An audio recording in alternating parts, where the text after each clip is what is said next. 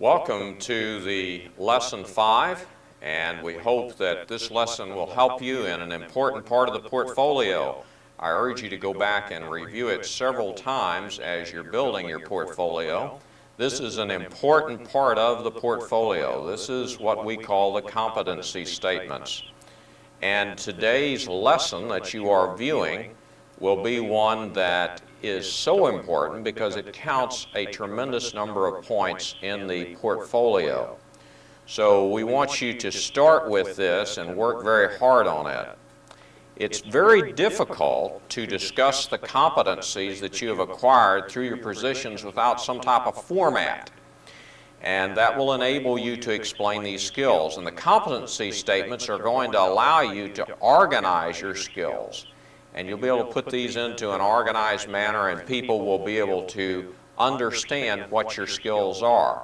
Now, you're going to go to your atomistic skills, your third level of skills, and you're going to write about those skills. That's what you're going to end up doing. Now, I want to warn you about that in a moment, but let's try to define what the competency statements are. Dr. Michael Pearson defines the competency statement as a specific, now note that word, description of a pattern of human behavior. It's a specific description. It has four basic elements: skill, level of performance, physical condition, and knowledge base. Again, four elements: skill, level of performance, physical conditions, and knowledge base. So we're going to talk about what your skill is.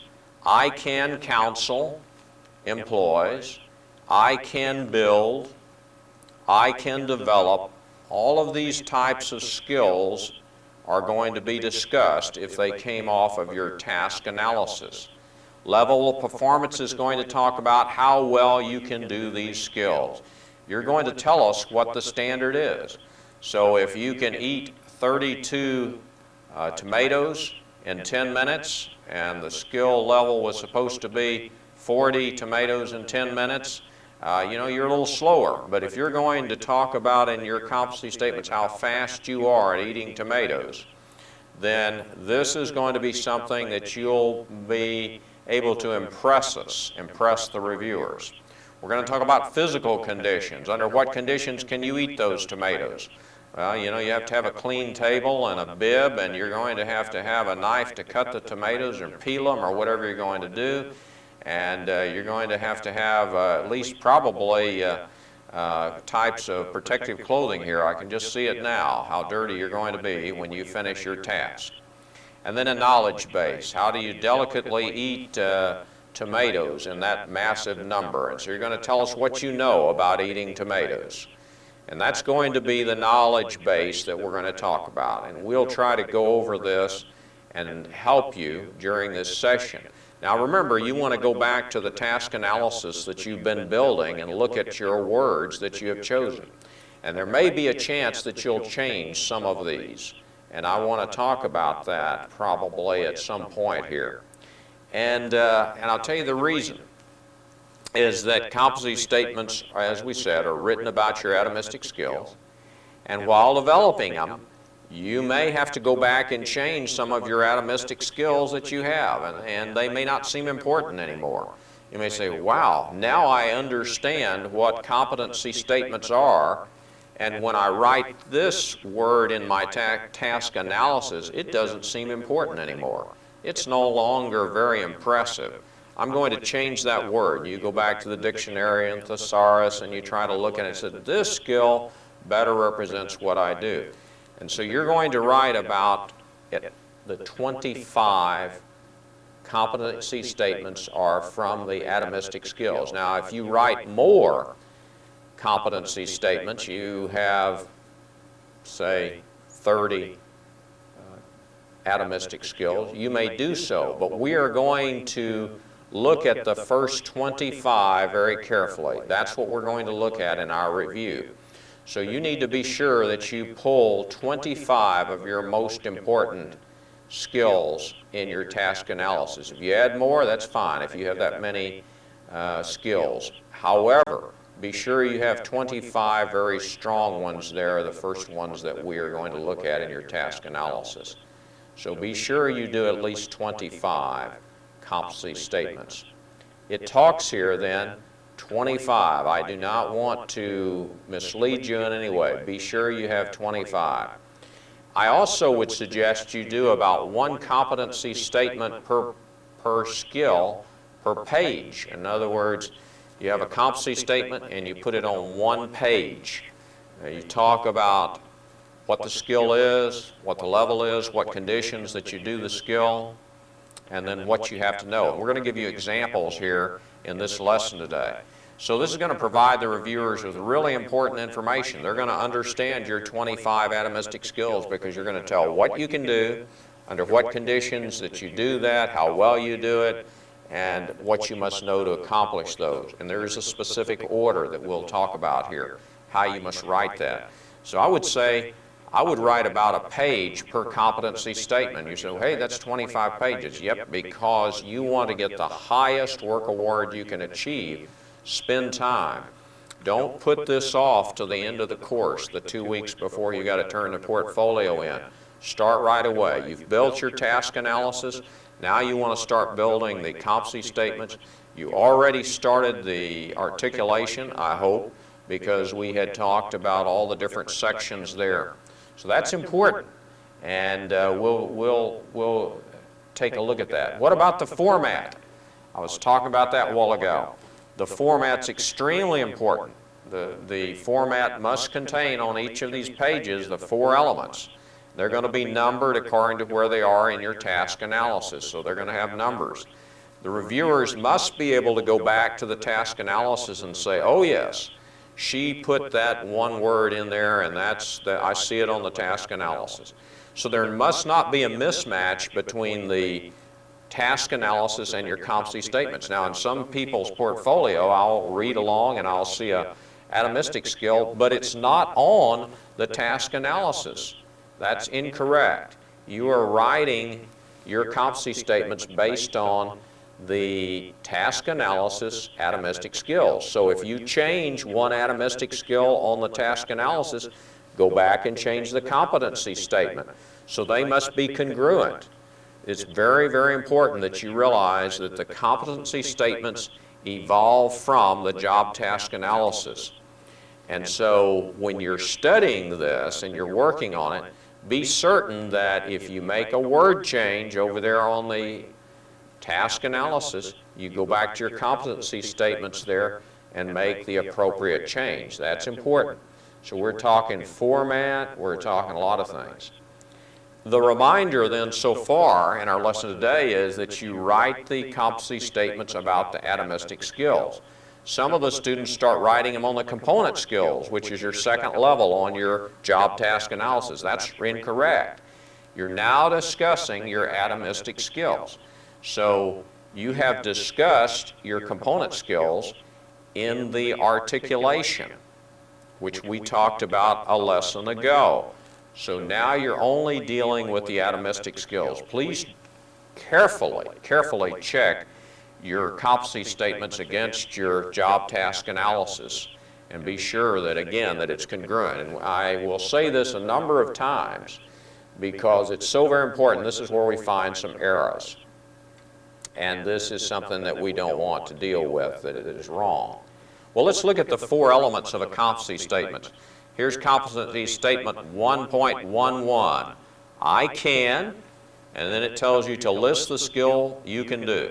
So I can counsel, I can walk, and of course these are different things. We obviously aren't going to be redundant or we're not going to be silly or ridiculous, but I want to mention these are different skills. I can develop, I can sing, whatever you can do that's on your particular thing that you have built, your task analysis, whatever you've built, you want to be sure that you can list the skill. Look at the next one. Well enough to. How well can you do that? Explain how well you do the skill. So for instance, if I was in the military and I had a particular sharpshooter's badge and I wanted to explain that I'd been in combat infantry, Well, you might want to indicate how your score was in reference to this particular badge that was awarded, or this sharpshooter's badge, or whatever. So you want to be able to tell what you did, how well you did that. Now, if you say that I can develop a plan for emergency operations in the city of Houston, Texas, how well can you develop that plan? Well enough to be accepted by the city council in the city of Houston, well enough to have won national awards from Homeland Security, whatever. You want to tell how well you can do that skill you have listed already. Now, the third area would be conditions. Conditions would be the third area. Under what conditions must you have to accomplish a skill? If I tell you that I'm able to do something, what conditions do I need to be able to do that skill? That's very important, because you need to tell us what you must have to do the skill. So you might list security clearances, you might list that you must have certain passwords, or you must hold a license, a master plumber's license. That's the only conditions you could do that.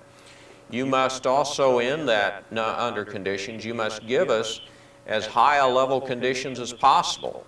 I might leave out the fact that I have a pen that I'm going to have to write something down, but I might have to have a particular length of time. I might have to have, again, some security clearances to be able to approve or write something. So you want to be sure that your conditions are very, very high level, if possible, to put those in there. And we realize that you're not always able to have the most high level skill conditions listed. But what we want to do is to make these competency statements extremely, both something of interest, and we want them to be very strong. We want them to be very representative of who you are. And of course, the last one there, that's one of the elements, would be the knowledge base. What do I know to accomplish this skill? There's certain things that you know that I do not know about your job. And you want to realize that many of us do not understand your job, and you may take it for granted on some of the things that you know. Don't do that. Just realize you're educating us. You're educating the reader, things that you think that are elementary. For instance, you license vocational nurses. You know a lot of different things out there, and you want to talk about the instruments that you use as far as monitoring the patients. Those of you who are plumbers or carpenters, those of you who are soldiers, those of you who are bankers, you want to talk about some of the things that you know. And that part of the competency statement may be quite lengthy, and we're going to show you what we mean here, because this is where you bring out the things that you know. Now, you can sit down at your workstation and bang out a whole group of information for competency statements, and somebody read them and say, oh, those don't sound very good at all. Well, that gives you a chance to revise them, save them, and be sure you have multiple copies saved, because again, your system may crash, so be sure you have plenty of backup in different locations. And as you're working on these require time, so you need that backup. I want to urge you again to keep a heavy backup in multiple locations. And when you get to the end of the semester and your professor says, well, I'm ready for your portfolio, you say, well, the whole system crashed yesterday, I've lost everything.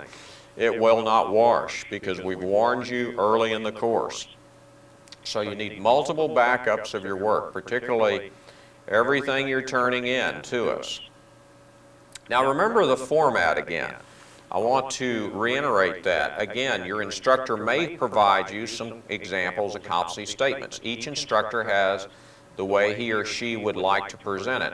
But be sure in whatever you do on your competency statements, you're going to have the format. I can, well enough to, if I have, if I know.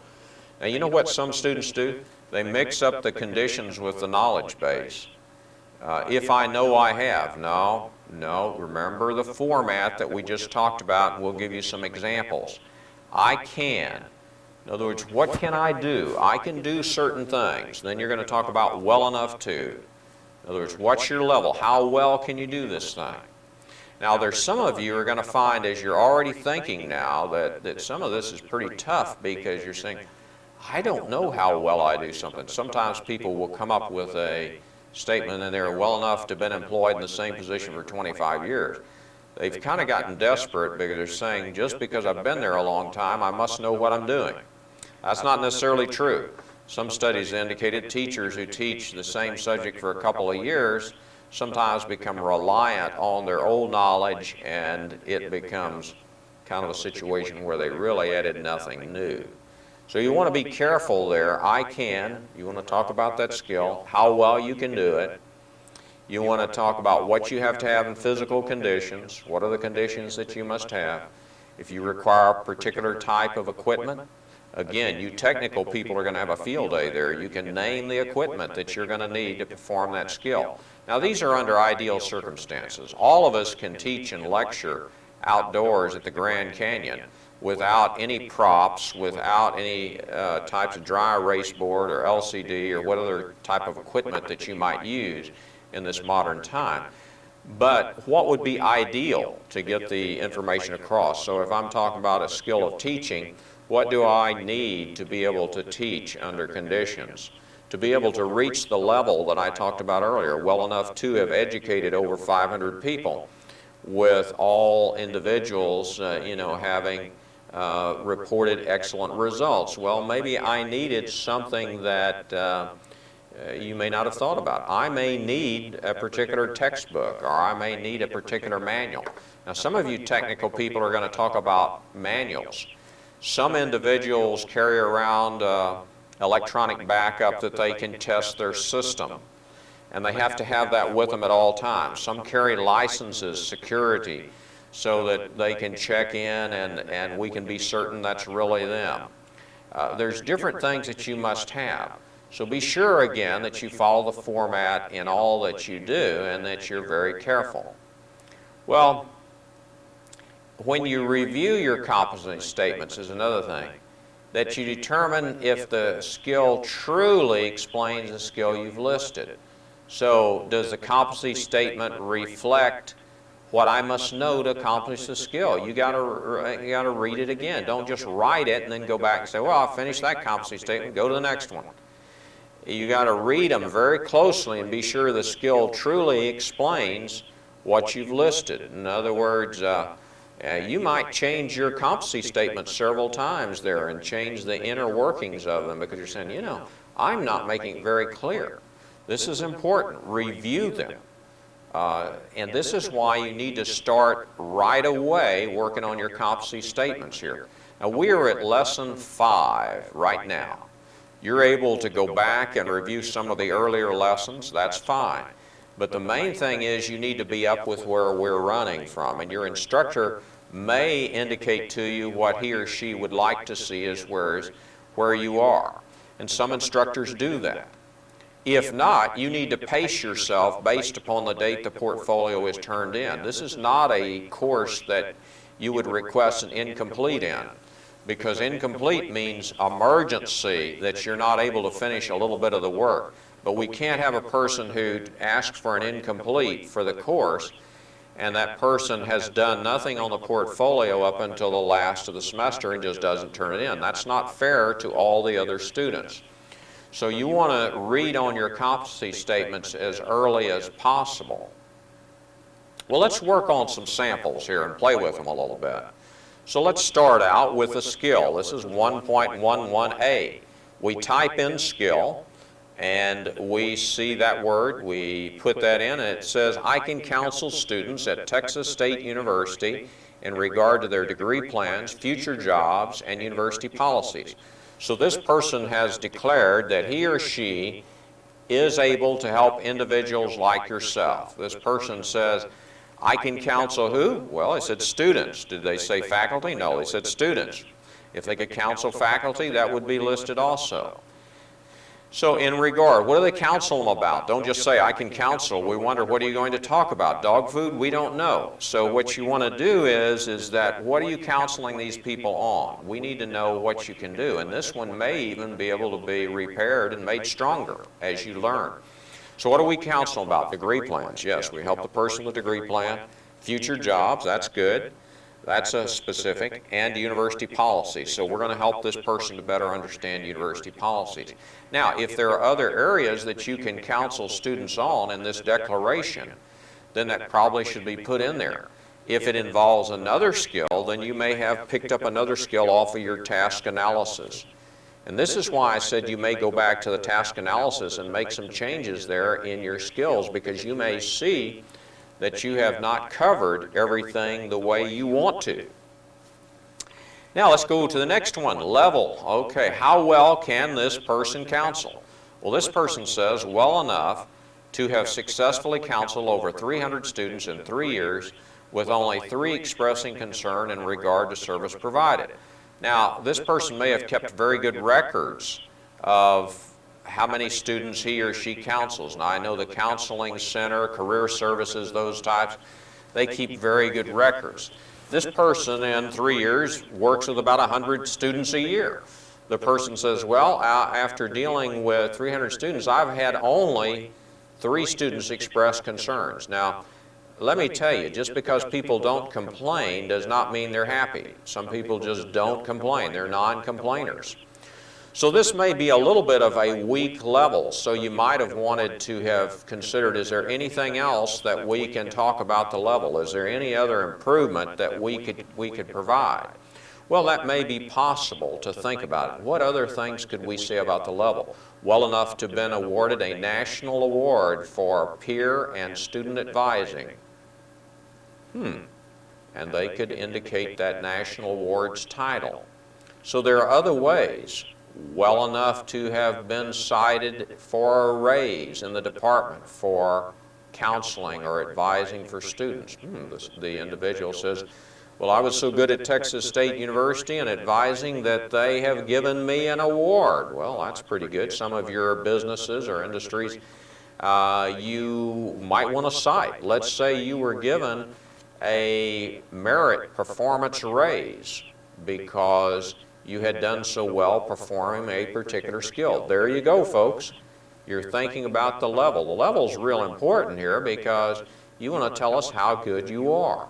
So this one could be worked with in this competency statement. May not be the best. May not be the best. Well, let's look at conditions in which I could counsel those 300 students in 3 years. Well, let's look. Conditions. If I have a student's correct email address, updated transcript, results from interest examinations, and either 30 minutes with the student or at least 30 minutes available for electronic contact. So here's things this person says to be able to properly counsel. These are the physical conditions the individual needs. They either want a face-to-face meeting or they want at least an opportunity to work electronically. Instant messaging or something of that nature. They want this to take place. So they need a correct email address, they need a proper transcript on that individual, and maybe something else that could have been added was a current degree plan if the individual has a degree plan. And they want an interest examination results to find out if that person's in the right degree plan. Well, maybe that's of help. Now, what you're doing in this course and building your articulation, that's helping you decide if you're in the right degree plan. Because if you're going to be a microbiologist, you're going to have difficulty in this degree plan getting all of your microbiology courses. So you're thinking about this degree plan that you have in occupational ed right now. You're looking at your draft and you're thinking about it. Well, this person who claims to be a good counselor says, in order to get the counseling done, these are the physical conditions which I need. And it could be that there are other physical conditions. It may need a particularly powerful computer system that the individual says, I got to have this. It's the only way I can do it. I need to have access. I need to have a student testimonial of some of the student's background, such as a resume. So there's things that a particular advisor needs. Now, you managers may say that you can counsel your employees in regard to lack of attendance, or sexual harassment, or whatever that may be a problem in your company. Well, what conditions do you counsel that employee? You may have something where that when you deal with an employee, it must be with an open door policy, where the door is open you're counseling them. You may have to have it where you have a glass window where it can be seen through to watch you counsel an employee. It may require another person as a witness. You've got a lot of physical conditions before you can do something. Think about these physical conditions. Well, your last area is knowledge base. That's super important. What must I know to be a counselor or advisor? What do I need to know? Well, this person says, if I know the regulations of Texas State University, okay, what are the regs of Texas State? The current employment market, what's out there? What kind of jobs are out there? What's going on? What's the change in the market? Methods of internet or personal counseling. There are ways to deal with people on the internet. There are personal counseling methodology. The OCED degree plan, yeah, I guess they would have to know that if they're going to counsel people.